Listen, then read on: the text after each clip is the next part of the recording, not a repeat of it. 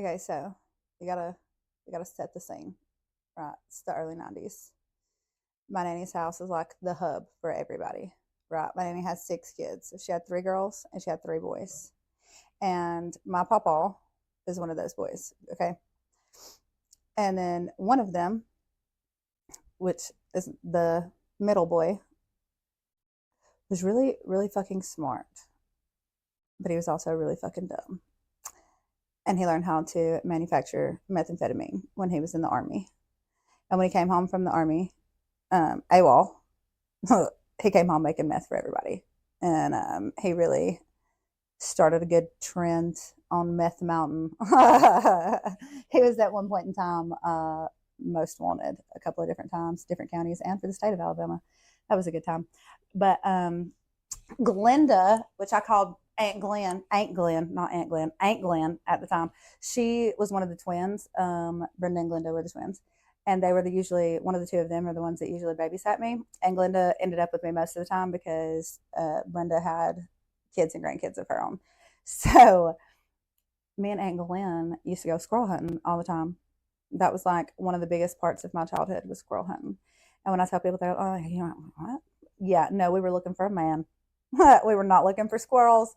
We were looking for a man because her husband, his name was John Earl, but everybody called him Squirrel. And that poor man, all he wanted was some fucking peace, okay? And she wasn't about to give it to him. Absolutely not. So he would go fishing all the time, and he would go out to all these different fishing holes. And this is like in a time before we had cell phones and all of that shit. So he would tell her, "I'm going fishing," and then he'd be gone, and he'd stay gone for too long, and it would absolutely drive her insane. So we would get in her little red Geo Metro, and we would go squirrel hunting, and we would go to every fishing hole, every little spot that he liked to fish at until we found him. And every time we found that man, he'd be sitting by his damn self with nothing but a fucking fishing pole and a bucket where he was sitting there fishing, literally. But she was an alcoholic and she did drugs. They all did drugs. He was too. Like he was not a saint. But she'd get geeked up on meth and she'd get drunk and want to know where he was at and couldn't find him. So we'd go look for him. And then she'd cuss him like a fucking dog for being there, knowing damn well where he was at when we left the house anyways. Just didn't know which fishing hole he was at. And he used to have roosters and stuff all the time. So I had a rooster one time and I named him Taco. And he got killed. And I cried and cried and cried and cried. I mean, when I tell you, I had a full blown fucking meltdown because this rooster got killed, to the point where Squirrel went and found a rooster that looked just fucking like the one that had died. And he was like, "Look, he didn't die. We made a mistake. Here's Taco." And I was like, "No, he doesn't have the same personality. I can tell. I can tell it's not my chicken. I know. I can tell by his personality. I know." And they were like, "He's just got a different personality because he got hurt." And I was like, "Nope, y'all are lying to me. Absolutely not. It's not my chicken." So then I, developed a whole fucking traumatic experience with chickens, and I would cry every time I saw one because my chicken died. But Glenda, since we're talking about her, let's go on ahead and talk about the time that she turned my Uncle Bobby in for manufacturing meth because he was most wanted at the time, and he decided he was going to lay low and he wasn't going to make no meth for a little while until the heat got off of him. And she was like, "No, bitch, I need some meth right now." And he was like, "Sorry about it." And she was like, "Oh, okay, but I'm gonna show you then." So she went to the investigators and she was like, "Yo, I can tell you where Bobby's at." And they were like, "Can you?" And she was like, "Sure can. What can you give me?" And they were like, $100 bill and a case of beer. She said, "Fucking sold. Come on, I'll take you to him." So she got herself in the fucking car and she drove him to where he was at. He was sleeping in the bed of a S10 truck that had a hard top cover on it out in the middle of a dairy farm in Sneed. Didn't nobody know where he was at but her. Well, a couple of people, a couple of the family members, but she drove him straight the fuck out there. She went and got her nails done, bought her a tanning package, drank her little case of beer, bought her a little bit of dope, and a couple of weeks later was mad as hell that Bobby was in jail. So she's like, "I can't believe that motherfucker's in jail." Bitch, you put him there. You put him there because he wouldn't make you meth. What the fuck? But that was back in the day where you could go to any Walmart or any drugstore and you could buy as much Sudafed as you wanted and you didn't have to show your license for it. So all of the brothers and sisters and everybody that did meth and everybody that bought meth from Bobby would all go, they would go from fucking Florida to Georgia, cover all the fucking states, and they would come back with grocery bags fucking full of Sudafed. Packed fucking full of Sudafed. And then all of us kids would just sit there in the middle of my nanny's floor with my nanny's, we called it her pea bowl because that's what she shelled her peas in. And it was like this big metal bowl that was like this big. We would sit it in the middle of the floor and all of us kids would sit around it and we would sit there and pop the Sudafed out of the little foil packs that they come in, And then when we got done and we shelled all the Sudafed and we had the bowl full and all the things, Bobby would be like, all right, good job, kids. Thank you so much. Time to go to the store. And we did that for our fucking store trips, bitch. And that was living the fucking high life because Brenda or Glenda, one of the two, was taking us to the store. We all loaded up in the back seat of that car. Didn't nobody put a fucking seatbelt on. We was all over that fucking car, jumping from the back seat to the front seat, crawling through the little back where we'd lay the little hatch down where the trunk was at. We'd call through there. 10 fucking kids in that bitch. Pull up at Mountain Bro Grocery. She'd let us all out. We get whatever we wanted. Whatever we wanted, okay? But we were all so fucking poor that we never got the big shit. We only wanted the little shit because we didn't know about the big shit. The biggest thing that we got was the slush puppies, and I was getting them because they had a tattoo on the bottom of it. Every time I was waiting in line, give me my tattoo, bitch. If it didn't have a tattoo on the bottom of it, I was having a fucking fit. I got my slush puppy with my tattoo on the bottom of it, and then little chocolate footballs that came in a little gold pack. I'd get a bag full of them damn things. Loved them little chocolate footballs. But we get whatever the fuck we wanted, and then we go back to my nanny's house, and we would go out in the woods and start playing. Our favorite game to play was DEA agents and drug dealers, okay? Because Bobby had a bunch of old cars out in the back of my nanny's woods. They were just like sitting there rotted up, like literally trees were growing through them. They'd been sitting there for so long. And we took some of the seats out of the old cars and we'd like made us a little living room, like a whole little apartment out in the woods, right? And we would go steal my nanny's baking soda. We used to get the shit beat out of us for stealing my nanny's baking soda out of her refrigerator. We would steal the baking soda. We'd steal some of her sandwich baggies and we would bag up some dope. And we would go get some rabbit tobacco and we would tie that shit up, make it look like pounds of weed. I also got kicked out of school for selling rabbit tobacco, or kicked off the bus in the 3rd grade because I was selling rabbit tobacco on the bus to kids and telling them it was marijuana. Anyways, had our little marijuana stash piles, had our little drug stash piles, and we would hide them in our living room out in the woods, like in the seats or whatever. And then whoever was playing the DEA agent would come in and they would bust you in the middle of, you doing whatever you was doing, and they had to try to find your drugs. If they found your drugs, bitch, you lost. If they didn't find your drugs, you won. And that's how that game was played. Okay. And I just wonder, like, there used to be also my mama Bartlett's house. It was like old as shit and everybody had moved out of it and it was pretty much condemned. And my uncle decided that he was going to buy it and turn it into a barn one time. But we would still play up there when the house, like before it had turned into a barn and nobody was living in there. And so we decided to use that one day to hide all of our drugs in, and we got in so much trouble for being in there. But we hid so many baggies of baking soda in that bitch, and we didn't get to go back and get them because we got in trouble for playing there. So I just always wondered, like, did anybody ever like go in there and like when they started turning it into a barn and like find random bags of baking soda and wonder what the fuck it was, or like did it just disintegrate because it was baking soda? I don't know. But anyways, that was a good time. But before Glenda turned Bobby in and took him to where he was at, we were all at my nanny's house one day and we were watching Figure It Out on Nickelodeon. I'll never fucking forget because they were teaching me how to give CPR to a frog. So I can give frog CPR, just FYI, because of Figure It Out Nickelodeon. Never forget that episode. But we were all sitting there and my Aunt Glenda came in and she jerked me up by my arm and she was like, come on, let's go. And I was like, I don't want to go. I don't want to leave. I'm learning how to give CPR to a frog. I'm watching Nickelodeon. Like, please don't make me go. And she was like being so mean and so rude and drags me out with me screaming and crying and puts me in the car and takes me to my mama's work and gets me out of the car with me kicking and screaming, talking about, I want to go back to my nanny's house. And she was like, no, you have to stay here. You're not going back to my mama's house no more. You misbehave. You do this. You do that. You're blah, blah, blah. And I was like, the fuck? Bitch, I have always ran that motherfucking house. Who are you to say that I don't get to now? The fuck? I'm having a fucking meltdown. Her and my mama get into the big ass argument. My mama's trying to work. She's got people in there doing their hair and shit. And Glenda's out here acting fucking fool in the parking lot. And then it wasn't an hour later after she dropped me off and went back to my nanny's house, the helicopters fucking busted in. Literally, people busted in my nanny's house with tear gas and all this shit, completely raided my nanny's house looking for Bobby, but he wasn't there. But Glenda knew they were coming. And she knew that if I was there when that shit went down, my mama would have killed that bitch. And if my mama wouldn't have, my papa would have fucking killed her. So she got me the fuck out of there before that happened because everybody else that was there got tear gassed. So that was a real good time. They didn't find him then. They did end up finding him a lot later. So that was a good time. The same Aunt Glenda is the one who taught me how to roll a joint. And I remember being like, I don't know, I was probably 5 or 6 years old. And I was sitting in the back seat. I had pockets full of grass that I had picked up out of the yard. I was in the back seat of my mama's car with little pieces of paper. And I was just back there rolling up my joints, putting grass in my paper and rolling them up. My mama was like, what the fuck are you doing? And I was like, hey, Glenn taught me how to roll a joint today. And she was like, what the fuck? And I was like, yeah, watch me roll a joint. Like, it's cool, right? And she's like, no, Jessica, what the? We don't roll joints. We don't smoke weed. I was like, oh, I mean, I wasn't gonna smoke it.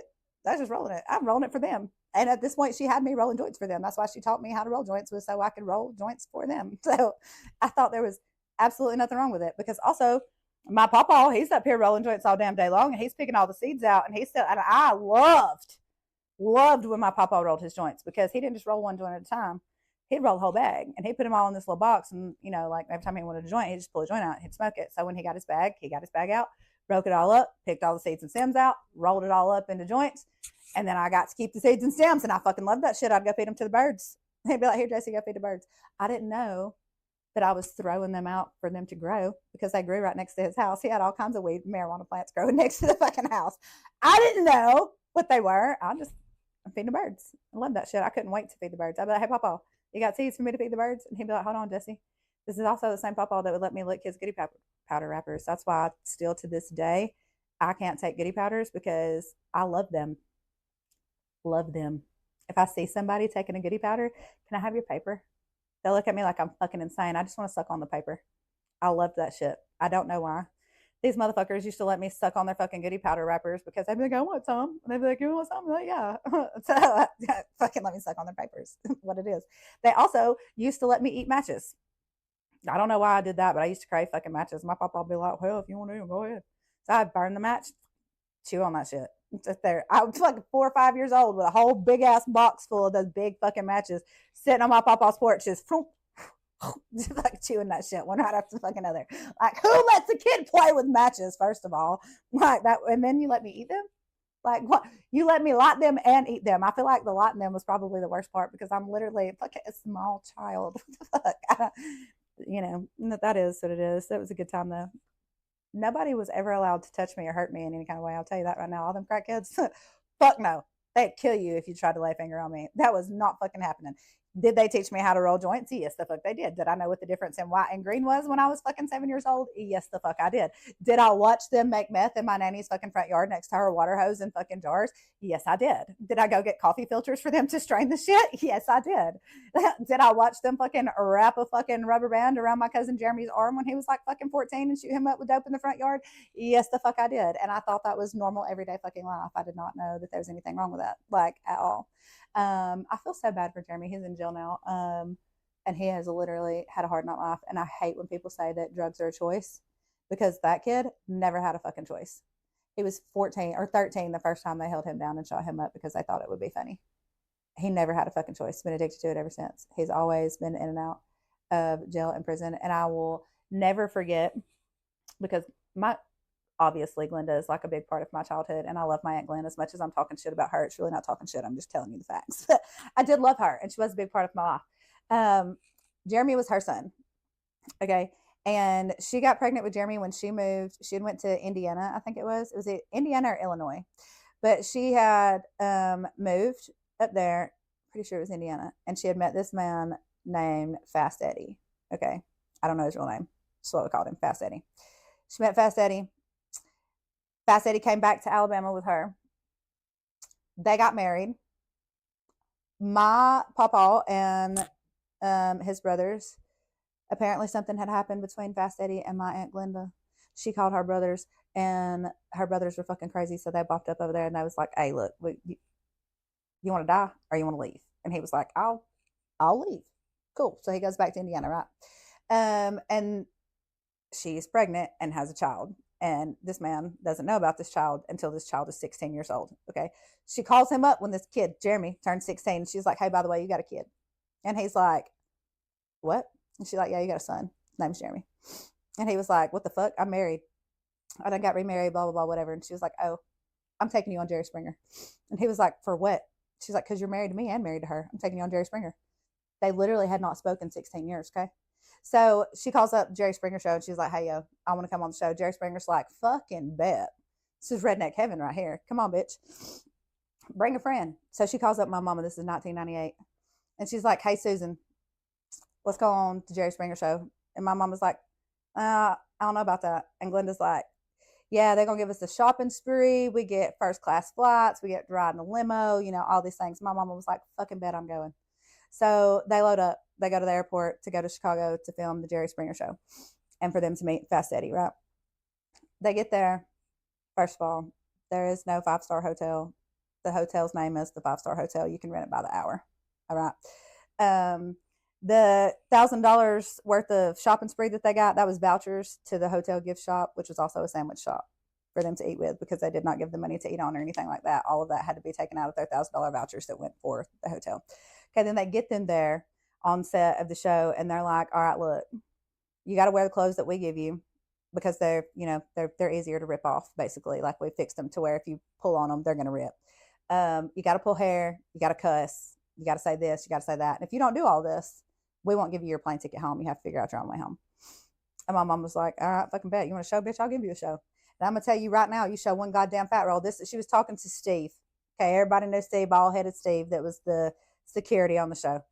She looks straight at Steve and she tells Steve if he shows one fucking fat roll on TV, she'll fucking kill him and she'll sue them. Okay, like, don't show a fucking fat roll on TV. And he was like, oh, okay, whatever, that's fine. So you know how like when they air a new show, they show like little pieces of the new show for a week or two before they air the new one. The only clip that they showed of the new show was my mother over and over again for fucking 2 weeks. All you saw was Susan coming out the back with her hand in the air like this. You think you some kind of stud muffin, don't you? Just like that. That's all they fucking played over and over and over again. Because Fast Eddie apparently thought he was a stud muffin, okay? And still to this day thinks he's a stud muffin, right? So that was a whole fucking situation. They ended up doing their whole little fucking Jerry Springer episode and coming back because Glenda was the best at getting everybody into the middle of some fucking shit, right? They did get a divorce, her and Fast Eddie. Fast Eddie stayed with the lady that he had been with for the past like fucking 15 years that he had kids with. And then Jeremy went to Indiana to go live with him, okay? Stayed up there for a few months, come back, and I'm at my nanny's house, and they brought in this fucking pallet, right? And me and all my cousins are playing on this pallet, like we're crawling all over the pallet. And everybody's like totally chill about it. Nobody's acting like it's anything. We're just sitting on top of this fucking pallet. I now know that it was a pallet of marijuana, like pounds and pounds and pounds, like a pallet like this fucking high. And when you're a little kid, that's a big ass, you got to climb on it, it's literally like a pallet this wide and this high, bales of marijuana. This just came from Indiana. Okay. Like, so Bobby and this dude have decided that they're going to like sell drugs together or whatever. And that was a whole fucking issue. And then Jeremy brought this girlfriend home with him. And I thought she was the coolest fucking person I'd ever met in my life. So Yolanda, if you're out there and you hear this and you know who I'm talking about, I'm going to need you to reach out because I really thought you were super fucking cool. And I just want to know what you're doing nowadays when we need to get you on the podcast so you can talk about your days in Alabama. So anyways, brought this girl named Yolanda that was like, so I don't even know what race she was. All I know is she was some ethnicity that was not white, and she was absolutely beautiful, and she was so fucking cool, and she had tattoos and piercings and long hair, and she had purple hair, and I thought she was like the coolest bitch ever. She did not last long. She was like, fuck this Alabama bullshit, and took her ass back to Indiana. But I've always wondered if she was pregnant and she just didn't want her kid to grow up in that bullshit. So I really want to know, like, did you have a kid with Jeremy? I'm curious. I don't know her last name either. I wonder if Jeremy would know. I should write him in prison and ask him if he knows her last name, so I can try to look her up. I want to know if she still is cool then, if she is cool now as she was then. But anyways, so there was that, and then she moved back to Indiana and everything just kind of like settled down. And I don't really know what happened with the whole weed situation, but I do know that Bobby pulled up one time with a whole bunch of beer, and everybody's like, where did the beer come from? And then there was an 18-wheeler, and everybody was like, where did the 18-wheeler come from? And he was like, walking down the road, and there was an 18-wheeler just sitting there with the door open, no driver in it. So I drove it home. And then he bootlegged all of the beer out of it. And then he took the truck after he was done, and he parked it at the Tala Fairgrounds, and nobody ever said a fucking word. He never got charged for that. Nobody ever said anything. Nobody knows what happened to the driver, who the driver was. Did they find him dead somewhere? Who knows? It was Milwaukee's best beer truck, but that fucking happened. I thought shit like that was totally normal. And also, same Uncle Bobby used to go pay down on cars all the time at this place called Brown's Car Mart. They still hate to see a Turner coming, that bitch. It's been fucking 30 years and they're still like, oh shit. They're not going to pay their payment. And you know what? You ain't wrong, bitch. You ain't wrong. So he would go get cars all the time, and then he just would make that initial $200 down payment, because back then they had this thing like all cars were like $200 down. So he'd go make the $200 down payment, and then you would never see him again. Like, that was it. It was his car after that. He didn't get fucked if he had a title. You didn't have to have insurance. I said, we didn't give shit. It had 4 wheels. It was going. And I will never forget one time they drove down my nanny's house to repo a car that he had gotten. And he was in the house doing something, probably making meth, who knows, like whatever he was doing. And a tow truck pulls down and they hook up to the car and they're driving off with it. And you could tell that these men were so satisfied with themselves, because this was the first car that they'd ever successfully hooked up to and pulled out of fucking Shady Grove Road. Okay. Bobby comes out of nowhere, running out the motherfucking house, slings a bottle of fucking liquor that's got a rag in it on the back of it, whatever you call them, Russian, whatever the fuck, throws it on the back of the fucking car. The whole goddamn car just whoom, in flames while it's on the back of the fucking tow truck. Men jump out of the fucking tow truck, run back there, and they're doing everything they can to get that car unhooked. They unhooked the car, let it roll off the tow truck, drove the fuck off, and that car sat there for a few days on the side of the road, just burnt the fuck up. I don't even know what happened to that car. No idea. But I know they fucking left that bitch. Police never came. Nothing. If you call back then, if somebody called 911 to 120 Shady Grove Road, wasn't nobody fucking coming. They were not coming. You had to wait until somebody that personally knew one of them that was on shift would come, or they just weren't coming. It wouldn't happen. You had to call 15 times. I'll never forget the day that my pa died. I was 10 years old. And my mama was on her way back from Texas. And it was me at my nanny's house with everybody was there. I don't even remember why everybody was there, but everybody was there. Brenda and Glenda, remember this. They're twins, okay? They have the same father. They came out the same womb at the same time. This is notable, okay? My pa is in there on the toilet and just like falls out with a fucking heart attack and dies, okay? Everybody's tripping. Everybody's running around, and I like, call 911, call 911. This is back when you had a landline. I was the only person in the entire vicinity that had a cell phone. It was my mama's cell phone that she had left with me because she was going to Texas. And when I say cell phone, I say fucking cell phone. It was this big and had a Mickey Mouse plate on the front of it. And the only thing you could do on it was play Snake, because you didn't have service out there. Like, what the fuck? It wasn't happening, right? So sitting there, they're all screaming, hollering, because my pa's like fell out, and he's like dead. He died. He had a heart attack. They're fighting over who's going to call 911. And when I tell you this is exactly how the conversation went, I'm calling 911. Who's my daddy? No, I'm calling who's my daddy. They're fucking twins. This is how cracked out everybody is. Okay. Finally, somebody calls 911. I'd been trying to call my mama and it wouldn't go through. So I just decided to call 911 from my fucking phone. And somebody had already called 911. It was a whole thing. It was my mama, who was on her way back from Texas, made it to that house before the ambulance did. When the ambulance finally rolled up, they were like, there's nothing we can do, and called the coroner, and they left. And the coroner rolled up, and the coroner came out, and they put him in the back of a van.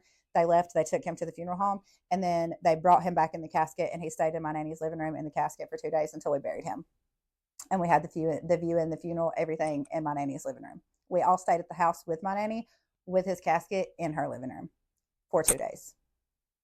And if you think that's fucking weird, it's not, because we also had a child.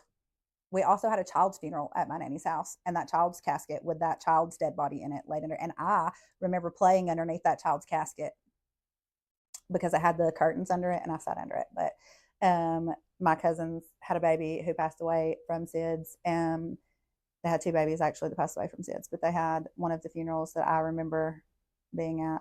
And they put the casket in the back of a station wagon and brought it back to the house, because that's how poor we were. Like, there was couldn't afford a funeral home, none of that kind of shit. So just had it at the house, and everybody came to the house and did the viewing and all that. And then we all went to the cemetery together, and the men dug the hole, and that was just the end of it. And that was normal life. And when I moved to Nashville and somebody was talking about funerals one time, and I had said something about funerals in the house, they were like, what the fuck? And I was like, what, that's not normal? And they were like, no, that is not fucking normal. No, the fuck it's not. And then I was talking about it with somebody else, and they're like, are you Jewish? And I was like, no. Why would I be Jewish? They're like, Jewish people like do this whole like wake thing. And I was like, yeah, no. No. We're Southern Baptist over here, okay? Just pork. And like, that's just how the fuck that went. I never thought there was anything weird about it until I was an adult. And everybody was like, that's not normal. Are you fucked up? And I'm like, why would I be fucked up because of that? why is that fucked up? And then I sit and I think about, I'm like, oh yeah, I do remember playing under that kid's casket. You know, that's kind of, it was a little bit fucking morbid, I guess, if you think about it in a certain area. But that never really made me feel like I needed therapy. But I will tell you what did make me feel like I needed therapy, and I still wonder to this fucking day why Susan wasn't like, you have a major fucking problem, and I'm going to send you to a therapist, because I had an imaginary friend named Amy. That's not weird, right? Like all kids, well, not all kids, but a lot of kids have imaginary friends. Okay. Me and Amy did everything together. Amy got the blame for all of the shit that I be doing. Like one time we wrecked my Barbie Jeep, and I drove it straight underneath the trailer, and I would like caught myself on the underpinning like this. And I just didn't let go of the gas. I kept mashing the gas, and my mama was screaming, and she comes and like jerks the whole Barbie Jeep out, and she's like, "What are you doing?" I was like, Amy did it. And she was like, what the fuck? Amy didn't do that. I was like, yeah, she did. She wouldn't let off the pedal. She tried to kill me. It was a whole thing, like whole fucking situation. Had this imaginary friend up until like second or third grade, right? And I come home from school one day, I'm on the bus. And I remember specifically having these like intense, vivid memories or like daydreams, visions, I don't know what you want to call them, of my imaginary friend Amy. And this day, I don't know what provoked it. This is why I think I need fucking therapy. But I got off that school bus in complete motherfucking hysterics, squalling because Amy got killed by a bear hunting. I came home to tell my mama, I was like, Amy died. And she was like, what? And I was like, she died. She died. She went bear hunting and a bear killed her. And she was like, what? And I was like, yeah, we got to have a funeral. Okay. When I tell you, I fucking mourned. I made my mother mourn too. Like this was serious. We had a full-blown fucking funeral. Made this lady dig a fucking hole for my imaginary friend to put my imaginary friend in because she was killed by a fucking bear. Why did I kill her so traumatically? Like, why did I do that? What was the point in that? I don't know. But anyways, made her have a full-blown fucking funeral, and for 2 weeks we mourned. She was not allowed to act like Amy didn't exist. Like every day we had to say a little prayer for Amy. We had to do a little visual for Amy. I made this lady take me to the fucking store and buy these little fucking, they had these little doggy things. It was like candy bones in a pack with little fake dogs that you could buy at the store. And I would make her take me to the store every fucking day and buy those so that I could put them on Amy's grave and I could go and mourn her as a fucking second or third grade child. And she thought that was fine. She thought there was nothing wrong with that. That is so fucked up. I feel like somebody should have took me to fucking therapy for that, fucking for real. Out of all the shit that I've been through, that one was the most traumatic. And I brought all that on myself. So why? Was my life going great or something? And I was like, wait a minute, stuff's going too good. I got to fuck something up. I don't know. But anyways, R.I.P. Amy. And I always wanted my name to be Amy too. I wanted my mama to name me Amy because that was one of the Olsen twins' names on one of the movies that they are on.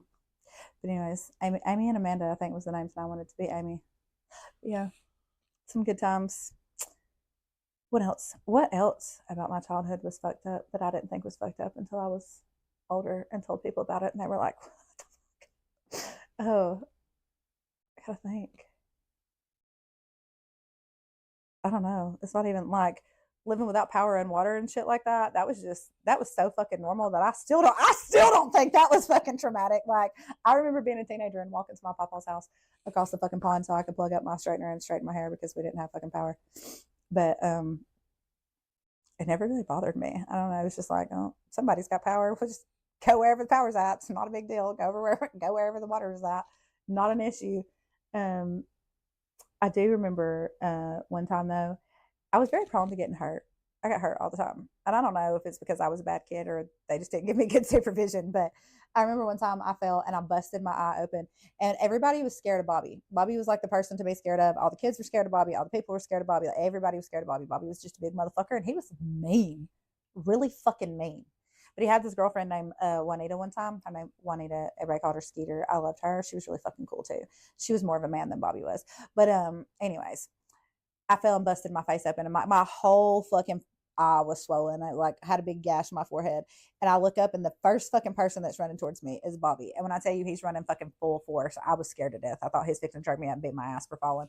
But he jerked me up and he held my head up against his chest and he was like, "Are you okay, Jesse? Are you okay? Call her mama right now." You could not call 911, couldn't call the police, wouldn't take me nowhere. We had to call Susan. Susan had to leave work. She came and got me, took me to the hospital. That time she didn't want to leave work because they called her all the time. And she was like, I'm sure it's not that bad. And then my Uncle Michael had to come. And my Uncle Michael called her and was like, yeah, it's pretty bad. And she was like, are you fucking serious? And had to leave work. And it was actually pretty fucking bad. It was really bad. But it wasn't as bad as the time that I fell off the monkey bars and I made her think that I was paralyzed. Made everybody think I was paralyzed. This is when she should have been like, she's fucking autistic and has a problem, because fell off the monkey bars. Everybody came running over there to check on me, and I panicked and I just held my breath and wouldn't speak, wouldn't move, wouldn't fucking breathe. I just, and they were like, can you move? And I was like, wouldn't blink, nothing. Nothing. They called 911. They get me on a fucking gurney. They've got me like suited up with a neck brace, like strapped to a gurney, take me to the hospital by ambulance. My mama, if you only knew my mama, she was like the calmest person in the world, and she never got angry or upset or excited about any fucking thing. She calls my mama, Susan, Jesse's fell off the monkey bars and we're going to take her to the emergency room. You might want to meet us over there. So my mama comes, my mother, full blown fucking manic episode. Susan trips out about every fucking thing, right? Comes flying in the fucking hospital. Yes, my daughter was brought in on the monkey bars, and the lady was like, are you talking about the child that was brought in by ambulance on the gurney? And my mama was like, no, not my kid. And she was like, yeah, pretty sure it's your kid. Then my mama really trips the fuck out, and she busted. I will never forget seeing Susan for the first time after being on that fucking gurney in that fucking hospital. I'm like this. They done put me in an ambulance and brought me in a fucking room, and I still have not blinked. I've not, wouldn't breathe, wouldn't do anything. I'm just fucking stiff. My mama bust them fucking doors open. My baby! I fucking fly up with that neck brace on. Mama, get me out of it. Fucking trip my fucking shit. She was like, what the fuck? Starts taking the neck brace off of me. Everybody comes running in there, and they're like, oh my God, we thought she was paralyzed. And my mom was like, she's not fucking paralyzed. She's a goddamn brat. What the fuck, Jessica? And I was like, yeah, man. Like, everybody was staring at me. I didn't like that. And she was like, why didn't you move? And I was like, oh, I didn't know these people. I didn't know anybody that was looking at me. I don't know. So we left the hospital that day. That was a good time. And then one time, my nanny and my papa took me yard selling, and I was walking up barefoot because whoever fucking had shoes, we never had shoes back then. I stepped on a can that had been hit by a lawnmower, and I literally almost amputated my big toe. Like, it was barely hanging on. It was like just by a chunk piece of skin, it was hanging on.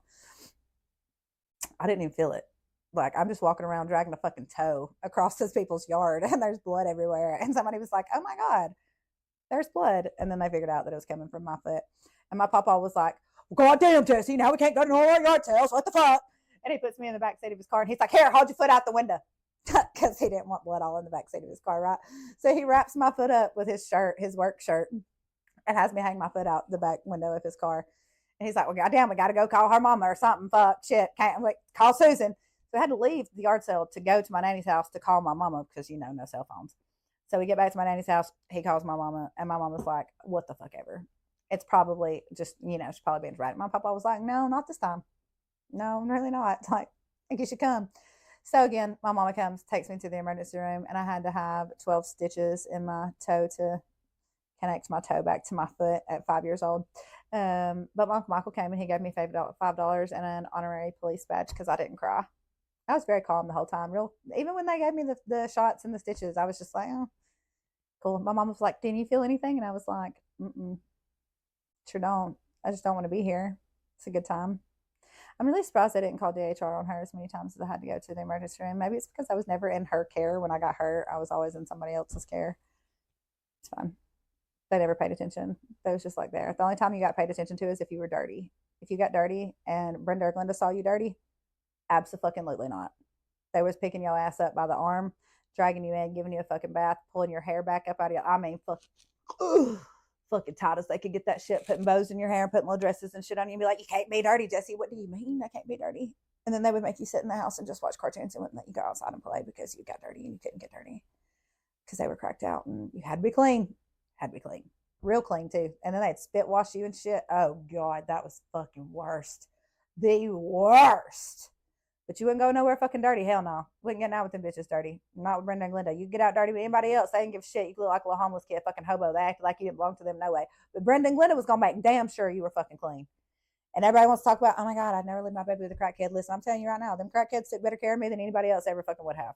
They didn't let no shit happen to me. I wasn't allowed to get dirty. I wasn't allowed to do shit but get hurt every now and then. when they would get a little cracked out and forget they're supposed to be watching me. But if they knew they were watching me, if they were aware, everything was fine. You just couldn't let them get too cracked out that they forgot about you. You had to do a little something dramatic every now and then to remind them you were still there. It was totally fine. Loved my Nana and my Glenn. They were like, I'm not going to say they were cool, but I did love them because they let me get away with a lot of shit and they spoiled the fuck out of me. It was a good time. It was a real good time. And I really want to bring her daughter Brandy on here and talk about Brandy. Because Brandy was Brenda's daughter, or is Brenda's daughter. And boy, we need to get Brenda on here. That's what we need to do. We need to call Nana because she still cracked the fuck out. I love her. I do, but she still cracked the fuck out. I seen her at the 4th of July, and boy, she was all over the fucking place. But listen, she ain't never shot dope.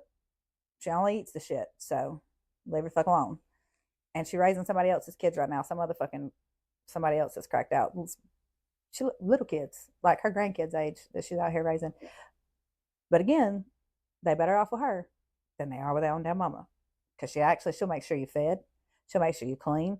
You got clothes. And she'll hustle to get it. She don't give a shit. She'll make sure you're taken care of. And that bitch always, she might not have power, but the bitch always gonna have fucking water. Always. Because she ain't having a dirty house. You can live without water, without power, but you can't live without water. That's a known fucking fact if you're poor. Okay? You can clean with water. You can't clean with power. All the power's good for is fucking heat and air. That's it. When you're a crackhead, you got plenty of flashlights. So you ain't even got to worry about when it gets dark. That ain't even an issue either. It's only an issue if it's too hot or too cold. So during the spring and the fall, we ain't paying that power bill, bitch. We're not paying the power bill. We are buying extra dope. Okay?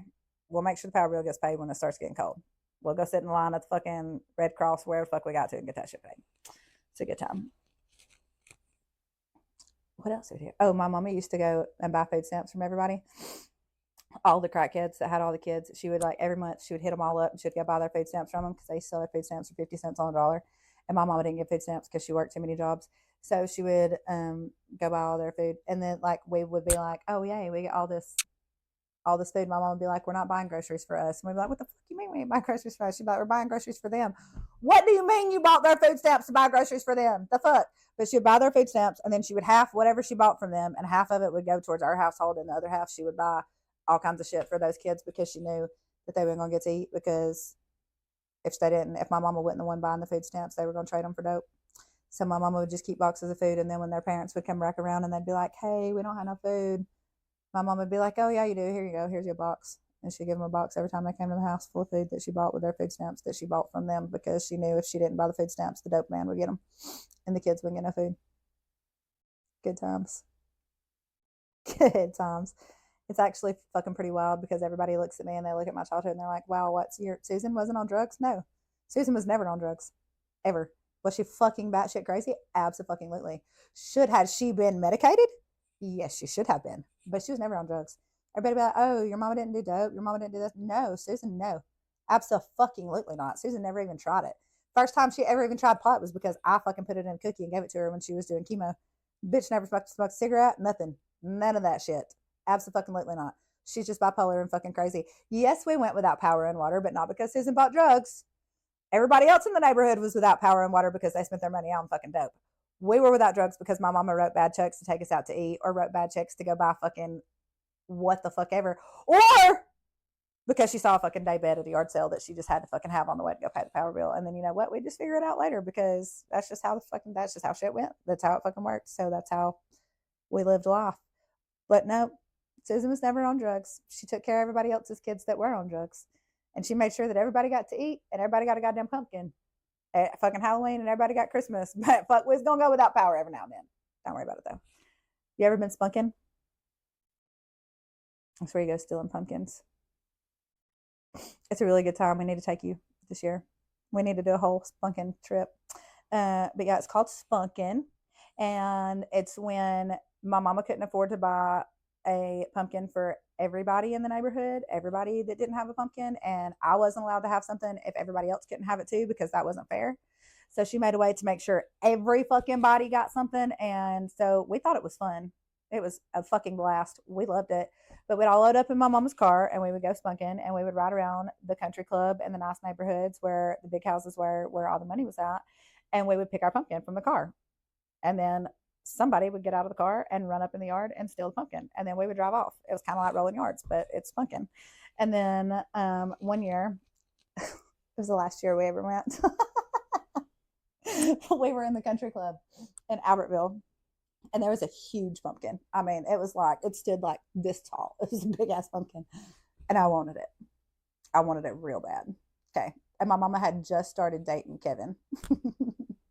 And Kevin was trying to like impress my mama. And Kevin's like, "What is spunkin?" And she was like, "Oh, don't worry. Just get in the car. It's fun. Come on." Like, doesn't fully explain to Kevin what spunkin is. So Kevin gets in the car and we all go. And there's like 15 kids in the back seat. And I want this big pumpkin. And my mom was like, "Kevin, get out and get that pumpkin." Because it was too heavy for any of us to get because it's a big pumpkin, you know?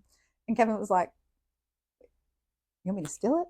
And she was like, "I mean, it's not really stealing. It's close to Halloween. So, you know, like, it's not really stealing." And he was like, "Are you sure?" And she was like, "Yeah, I'm sure. Like, just get out. Like, you know, ever been rolling yards before?" And he was like, "I mean, yeah, but I've never stole a pumpkin before." And she was like, "Don't be a fucking pussy, Kevin.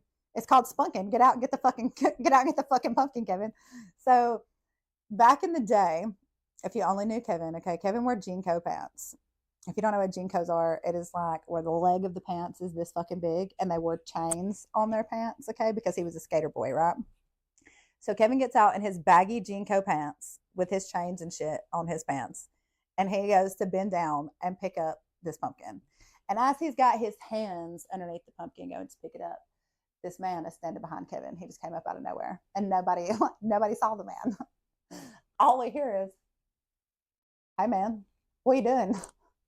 Because this man is standing there smoking a cigarette in his driveway while Kevin's trying to fucking steal the pumpkin out of his yard. And Kevin panics and drops the pumpkin. And my mama leaves him. When my mama sees the man, she fucking drives off and leaves Kevin in these people's yard. So Kevin's just fucking trucking it through yards, fucking jumping hedges, jumping over fucking people's driveways and shit, just fucking running. And my mama gets all the way to the end of the road and she turns and she opens the door for him to, or she tries to open the door for him to get in. But as she goes to open the door for him to get in, he dives through the fucking window. He dives, he's like, "He's chasing me. Go, go. He's chasing me." So my mama like drives off and she's laughing so hard she's pissed her pants, and we've stopped in the middle of the road and she's like, finally gets it together, and we're all scared to death in the back seat, like, what the fuck just happened? You know, this has never happened while spunking before. Like, the fuck. And then my mama like finally gets her shit together and she was like, "He wasn't chasing you, Kevin. Why did you think he was chasing you? Like, man did not give a fuck what you were doing." Kevin was like, "No, I could hear his change in his pocket and jingling. He was chasing me." The man did not chase Kevin. He just continued to stand there with his cigarette, like, what the fuck, as Kevin took off running like hell. It was Kevin's chains on his pants that were jingling that he thought was the man's fucking chain in his pocket jingling. So this whole time, Kevin thought this man was chasing him, trying to beat the shit out of him for stealing a pumpkin. But really, nobody was chasing him. We never went smoking again after that. Now my mother does this thing where she waits until the city sets all their pumpkins on the side of the road right before Halloween, after the Harvest Festival, and she goes and picks those up because they're on the side of the road. So it's really not stealing. It's not smoking anymore. So good times, good times. But everybody got a pumpkin. We never went without. There was never a kid that didn't get to carve a pumpkin. She always made sure everybody had one. And she always made it real fucking fun because we had no idea that we were doing something wrong. Also, there was a couple of times where we were like pretty much homeless. Bitch, we thought we was camping. Like, we thought we were going to go on these extravagant fucking camping trips at fucking Oak Mountain and shit. No, we were homeless. They had no power or water at home. We had some reason. But Susan made damn sure that we had fun and we thought it was fucking vacation, and we never fucking knew that we were living in poverty. Like, it's totally fine. It's good times. I appreciate her for that. I really do, because it could have been so much more traumatic. I think back on it, I'm like, oh, I hear people talk about being homeless as a kid, and I was like, was it really that bad? Because I think I was too, but I don't think it wasn't that bad. Was it really that bad for you? Damn. Okay. It is what it is. I think that's all the fun. I don't know. There's probably more. I just can't think of them at the current moment. It was a good time though. I feel like there's some like good stories that I could talk about Susan, but I feel like that just needs to be a Susan chronicle, not the childhood chronicles. But yeah, that about sums up life until about the age of 13.